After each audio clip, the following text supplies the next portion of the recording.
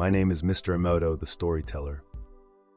Once upon a time, there was a young woman who took great pride in the growth and care of the flowers in her flower garden.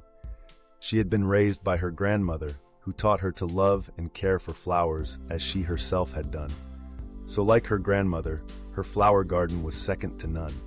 One day, while looking through a flower catalog she often ordered from, a picture of a plant immediately caught her eye. "I have to have it," she said to herself, and she immediately ordered it. When it arrived, she already had a place prepared to plant it. She planted it at the base of a stone wall at the back of her yard. It grew vigorously, with beautiful green leaves all over it, but there were no blooms. Day after day, she continued to cultivate it, water it, feed it, and she even talked to it, attempting to coax it to bloom, but it was to no avail. One morning, weeks later, as she stood before the vine, she contemplated how disappointed she was that her plant had not bloomed. She was giving considerable thought to cutting it down and planting something else in its place.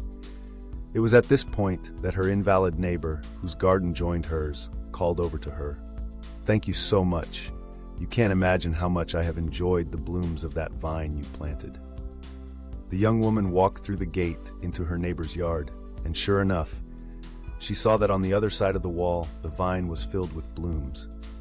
There were indeed the most beautiful blooms she had ever seen. The vine had crept through the wall, the crevices, and it had not flowered on her side of the fence. It had flowered luxuriantly on the other side. You see, in life, in your life, just because you cannot see the good result of your labor does not mean that it bore no fruit. Just because you cannot see it, it doesn't mean that it is not out there in the world somewhere. And who knows, maybe you are inspired or motivated someone else on this planet. So keep going, keep being positive, and keep creating the world of your dreams. This is Mr. Emoto, the storyteller.